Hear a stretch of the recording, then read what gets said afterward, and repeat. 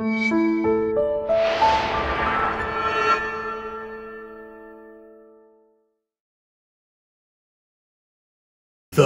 Bat Chat. Hello, everyone. Welcome back finally to the Bat Chat. I'm Captain Logan. And I'm Steve Baxi. And what a fitting return for Bat Chat, talking about one of our favorite episodes and a lot of people's very favorite episode of Batman the Animated Series. Almost got him. Yep, this is in my top 10 at least.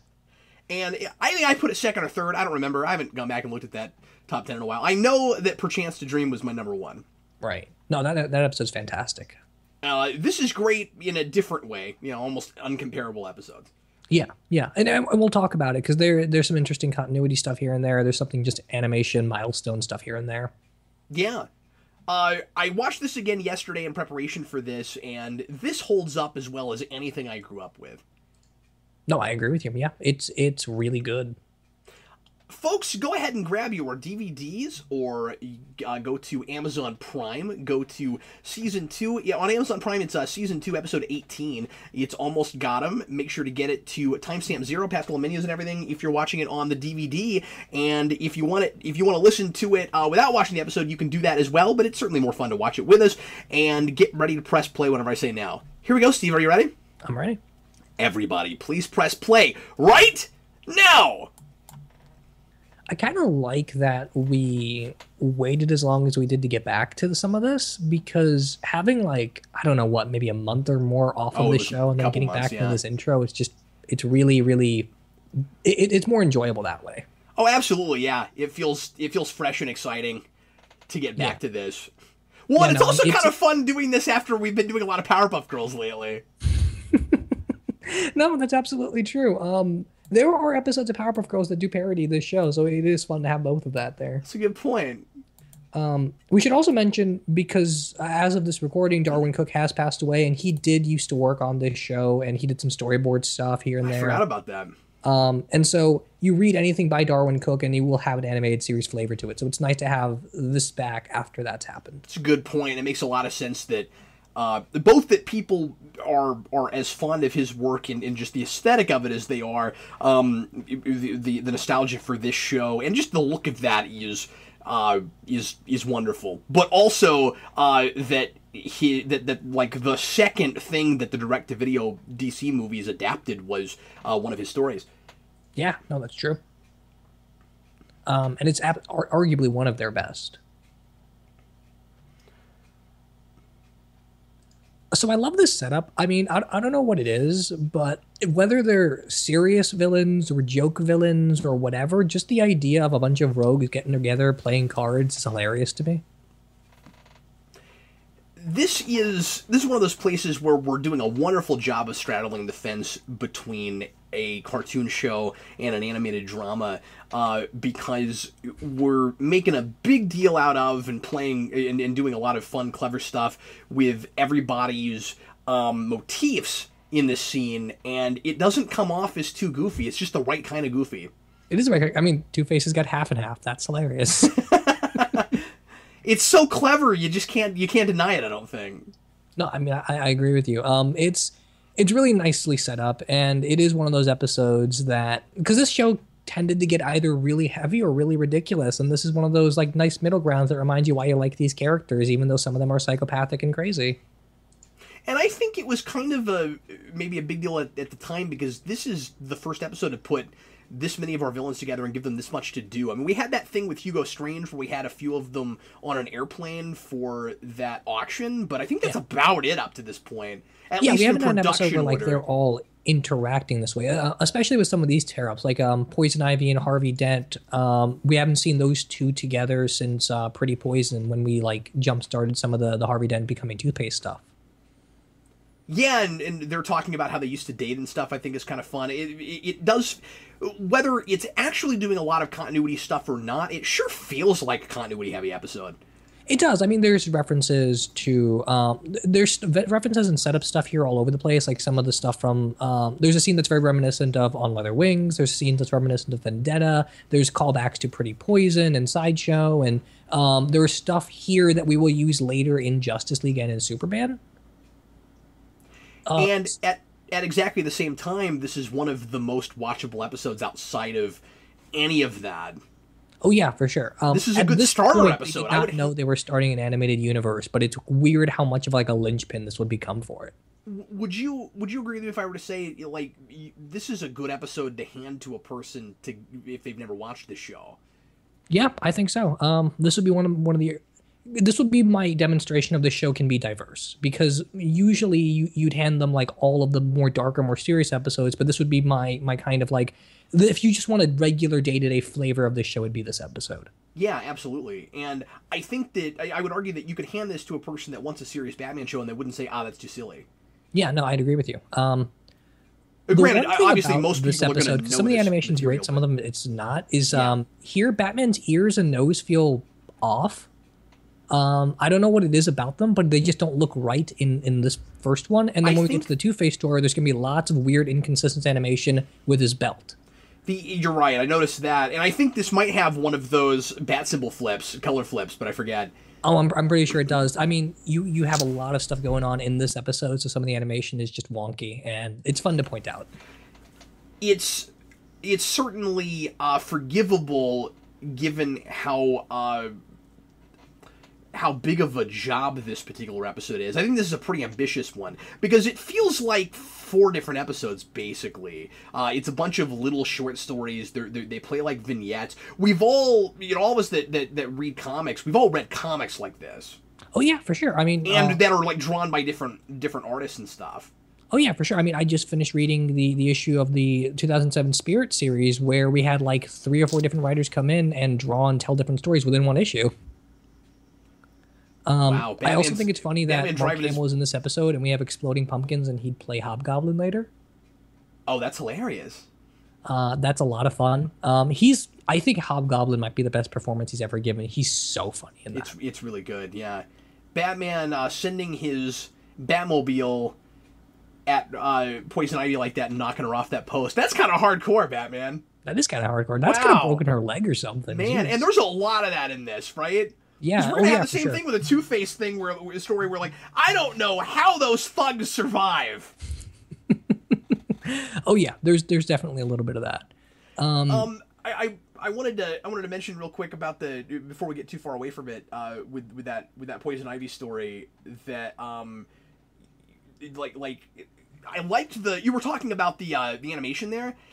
I think the thing with the ears is they're too tall, they're too high, but I like tall Batman ears, so I kind of like that. But the thing with tall Batman ears for me is that it depends on the build of the rest of the Batman. Like, if you have a short, stocky Batman, he has to have short ears. If you have a tall Batman, he has to have long ears. It just depends on the symmetry of what you're drawing. And for this character model, I don't like long ears. I also think it's funny that at the end of the end of that vignette, he's like shaking his head at her, like, naughty, naughty Poison Ivy. Yeah, no, that's fun. We did get the giant penny a second ago, and we're gonna get more with it here, but I'm just gonna reference a Steven Universe gag of, if it's a giant penny, does that mean it's worth more than a regular penny? I always thought it was curious that the commercial breaks don't happen between vignettes. Yeah, I don't get that. Why would you not do it that way? I like it, that the way they're doing it, and the reason is because these are all death traps. Yeah. And so, I bet that was a conscious choice. Like, naturally, you're going to have a cliffhanger at your death trap. Like, how's he going to get out of it? That's fair, and they do split it down the middle, so I guess that works a little bit more. I just think it's kind of like an easy mechanism to have vignettes and then commercials in between them, so it's odd that they didn't go for the obvious choice. Yeah, but I think it's kind of fun that, like, you come back. Where it wouldn't work would be if you came back from the commercial and you were still inside that vignette. It works because we're still in the framework. Yeah. I mean, we do a lot with the rogues playing cards with each other, and we cut back. The flying penny looks just fantastic. Oh yeah, for sure. A second ago, we did see like a close-up of the coin, and the fact that it's been worn and its edges are sharper, and he uses that to cut out. I think that's a really cool device. Yeah, and that's a thing that you'll see Two-Face do in other versions too. Yeah, no, I like that. And that coin. See, there's just no way they would survive that. I have no idea. It's the penny comes down and knocks them down. Are we, Steve? Are our videos synced up pretty well, or did we only almost get that? No, I almost didn't get that joke.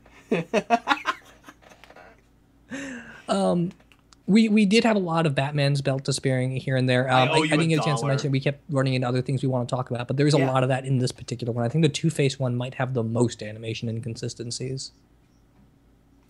I love that we get a comic book thing with the big toy, something that people are familiar with there, because it'd be weird and kind of conspicuous to try to stretch that into a whole episode. Yeah, no, that's true. But that's a significant Batman thing, the giant penny in the Batcave, and I love that we get the origin of it someplace. It's so appropriate to fit that in here with these little vignettes. No, I agree with you. It's one of those things like you blink and you miss it if you didn't catch this episode, and I like that about it. That's another thing about like this episode being interesting to watch on your first viewing, but it plays even better in retrospect. And it also makes, like, having that be the Two-Face choice, I think is one of the smartest things that's done in this episode, because it makes these stories not feel so throwaway. Because the Poison Ivy one is really throwaway, and the Penguin one is also. Yeah, the vignettes. When you get to the Penguin, I don't really care for that one. But that's also just because I don't really care for that character in general. And at that point, they feel like they're a little bit more comedy heavy. And I don't know if other people wrote different vignettes or if Paul Dini just did the whole thing. But it kind of feels like there's some other hands in the kitchen here. And part of that's probably just because of the different storyboard artists. Yeah, probably so. We did talk over the line of I hit him with a rock. Oh, did we really? I didn't mean to do that, because that's, of course, it's the big hilarious, thing. And I love everybody remembers. It's fantastic, and it's even funnier when you realize that that's Batman, because he has quite the sense of humor in this show. It's understated. He's very nuanced about it. It's very dry. Well, yeah, it's a weird thing to go back and, like, knowing the twist that Batman is Killer Croc the whole time, and going to the opening of the episode where, like, Poison Ivy kicks his chair out from underneath him, and going to all these vignettes where Batman doesn't talk, and he's just, like, roaming around as a dark, broody figure, and you realize that he's been sitting here just, like, doing gags all the way through. Yeah, and the question, of course, as it always is with Batman, is he just that good at what he does, or is he relishing in this and enjoying it because he never gets to do stuff like this? Because one of the things that cracks me up most looking at this in retrospect, knowing that Killer Croc is Batman from the beginning, is that opening thing with Killer Croc where Poison Ivy says, "Not the robot thing again." Because Killer Croc thinks Batman might be a robot. Because they're talking about birds don't have legs. Sorry, what? Have you noticed these birds don't have legs? Oh, they don't have legs. Are they robots? Not the robot theory again. That's always weirded me out watching this. It's like, what do they do when they land? I'm so used to everything. Well, like at the very least, they shouldn't go on telephone wires, Steve. Yeah. See, I'm so used to everything that flies around in this show, especially if it's tiny things, being like automated and robotic. Yeah, exactly. It just I didn't feels like it should be even question it. Like, are their tails supposed to be also their legs? What are they? Good question. And you're right. They're clearly supposed to, like, yeah, they're not robots because they'd be shorting out. Because everything in the show that's a robot or mechanical shorts out if you put any amount of water on it at all. That's true. Although Captain Clown did not die because he was on a boat. He died because someone punched him really hard. Oh, you killed Captain Clown! That's still one of the best jokes of this whole series. I love the score in this part. I'm with you. This is the weakest vignette. Yeah. Even over random exploding pumpkins for no reason, this is kind of the weakest vignette. But well, the exploding pumpkins one I thought just had a cool aesthetic because everything was on fire. This is just kind of dull. And Halloween and Batman always goes together. Exactly. I mean that's just something you'd wish there were more Halloween specials of. Okay, that didn't look like it even broke the skin. I don't understand this one. Yeah. Yeah, I don't know. It's very bizarre. Is it weird that Shirley Walker's not really using... Okay, the front of that building looks like Batman's head. I just want to throw that out there. Meanwhile, at the Hall of Batman! but do you notice that she's not... Or at least know where I noticed, she's not using Penguin's theme. Yeah, that's a good call. But the score... There's some really cool score in that. He does the Batman Returns Penguin helicopter thing. Yeah, you're right. There's a lot of Batman Returns with this Penguin, which we'll talk about more in the next episode, which is a Penguin episode, and it borrows some stuff from Returns, if memory serves. Yeah, they because that movie was coming out around this time, or it came out before this, so there's it came out before this. That. Okay, can I give you my biggest complaint about this whole episode now? Sure. I don't like that this section is in black and white. I like the gimmick of seeing the Joker in black and white. I can see why you'd say that. Well, you have to do one or the other. You can't have it both ways. This sequence has to either be in black and white and shot like a late night talk show, or it has to be in color. And the framework would have to be different. Because the problem is, if you look really closely when we break away from this and we go back, and once you see this, Steve, you won't be able to unsee it. And we go back to the villains around the table, they're watching everything we're seeing exactly the way we're seeing it, and this is not how you shoot TV like this. That's a really good point. It doesn't work. They'd need like 6 cameras. They're shooting this whole section is being shot like an episode of the show. It doesn't work. Yeah, no, that's a really good point. That's like the flashback thing of how do you know about that despite you not being there to see it? Yeah, or my favorite thing in I love this more to come thing. We don't do this anymore. Yeah, that's great. I love all this 1950s TV stuff. But I like this episode a lot and everything, but I think that this is another case of I feel like New Adventures did it better with Legends of the Dark Knight when we had different animation styles and different tones for every vignette.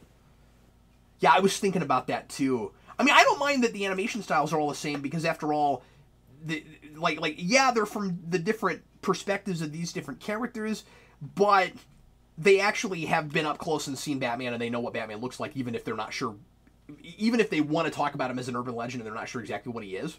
No, that's true. It's perfect for this type of episode. The thing for me is more just that clearly they're trying to do a little bit of a different take with each vignette. Like this is black and white. The Poison Ivy one was like pretty much all red and orange. The Two-Face one was like more Silver Agey. And if you're gonna attempt that and you want to go more full on, then Legends of the Dark Knight would have been the way to do it.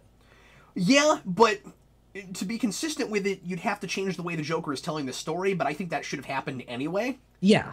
Because this isn't this is the difference between this and I'm spelling this out because I didn't notice it until the last viewing, so I don't know if other people maybe haven't noticed this. And if you have, just nod and smile, but I'm just saying this for the benefit of people that didn't notice it. He's showing the villains around the table this on television, and so the other 3 they're having to just listen to a story. Joker's not telling the story; he's just showing it to them.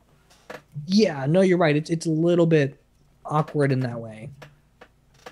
My favorite complaint with that kind of thing, Steve, is when Star Trek or anything else that has like a view screen has a camera on a view screen pan like a TV camera. That's really funny. And you see it all the time, and once you and sometimes you'll see it with surveillance cameras, and you're like, wait a minute, there's not a camera operator. What is going on? Now I'm complaining too much about this. It looks magnificent. I just wish this was from the Joker's perspective. No, that's true. I mean, I see more of your problem as we talk about it, because there's that shot just a second ago where Batman unhooks the thing on his hand, and it's an insert shot. You wouldn't have that. Exactly. It's really weird. This would be one of the things where like you wouldn't be able to tell how Batman got out of the situation. As we've talked a lot about this show, especially with Joker stuff, pushing the envelope of gruesome stuff you can do in the early 90s on a cartoon show that's for kids, where you've got him in an electric chair like that. A lot of Batman and electric chair stuff. Yeah, you're right. That would be a big point of contention later when we get Return of the Joker, where we have to get like the PG cut of it, but then the PG-13 cut had Tim Drake being electrocuted. Oh wow, yeah, that's right. I forgot about that. I mean, I forgot that was the reason that had that rating. I also love the hot dog roasting. I do too. That's great. Again, just some of this dialogue delivery, realizing the fact that this is Batman. And once you know it, and they do that great shot we'll see in a little bit, you can kind of see Batman's like head shape in the face. Like, even though the shadow thing doesn't actually make any sense, that he does a facial expression here pretty soon where you're like, holy crap, that's Batman. Yeah. Yeah, I think it's about there right, it is. Actually, I think. Yeah, no, that's great. I do like some of the animation cute there. I like that this one is the straying line between campy and serious in that way.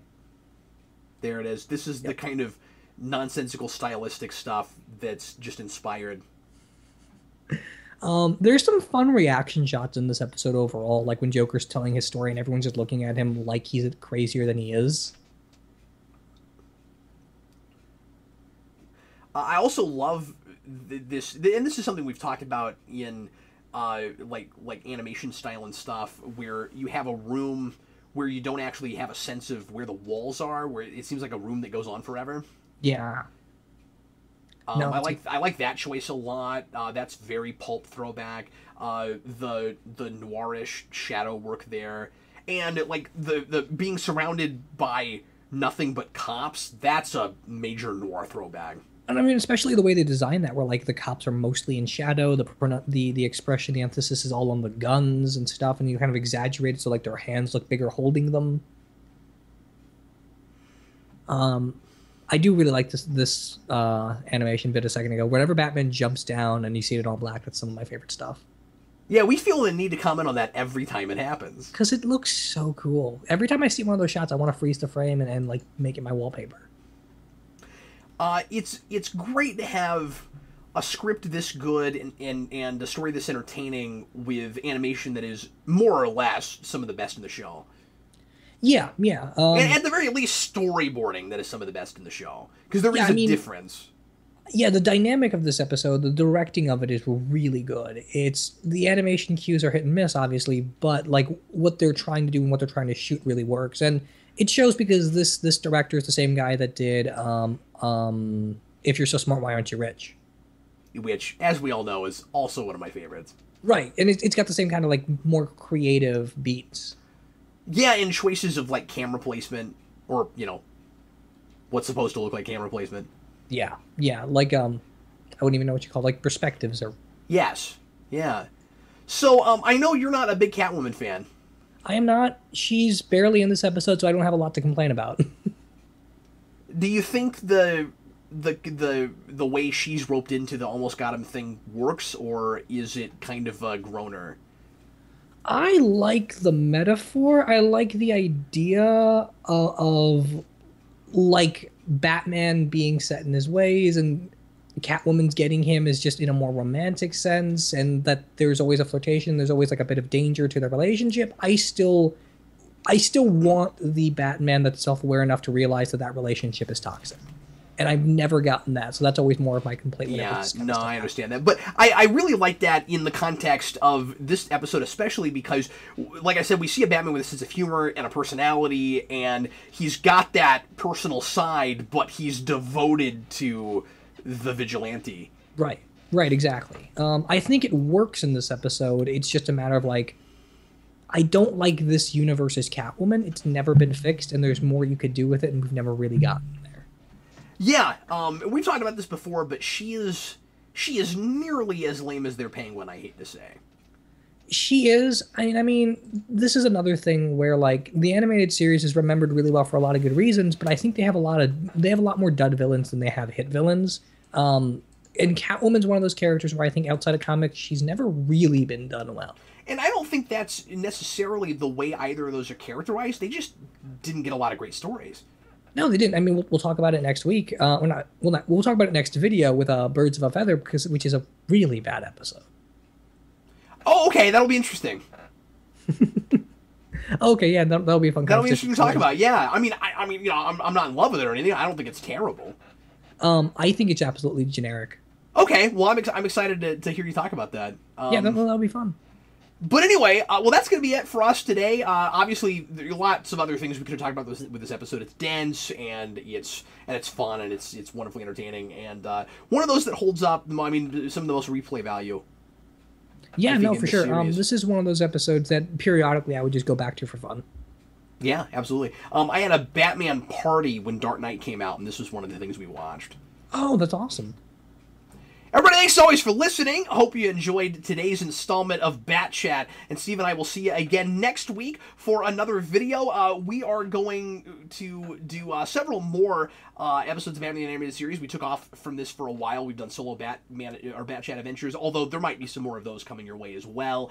But we'll do a good stint of these before we take another break and do comics and solo adventures and other sorts of things. But thanks again for tuning in right here on Geekvolution for Bat Chat. I am Captain Logan. And I'm Steve Baxi. And we'll see you next week.